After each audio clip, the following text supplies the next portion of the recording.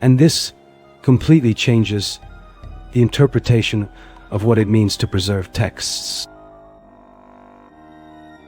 It is not only storing information, it is protecting an understanding. But there is an even deeper point. The very act of writing, by copying, interpreting, and organizing these manuscripts, the Essenes were shaping a world view, defining how reality should be understood. And this implies something important.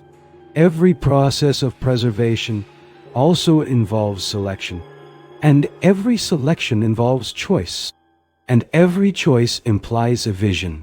At this point, the Essenes cease to be only guardians of the past and become active participants in the construction of tradition. But there is still one final question. Why did these texts remain hidden for so long? Perhaps because the moment of their rediscovery is also part of the story itself. When the Dead Sea Scrolls came to light, they did not only reveal an ancient group, they expanded the understanding of an entire historical period. They showed that the religious world of that time was diverse, dynamic, and deeply interpretive. And this leads us to the final reflection.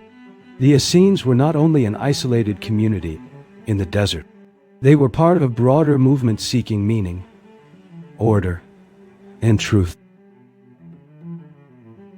And by preserving their texts, they ultimately preserved a window through which we can understand the complexity of the human spiritual experience.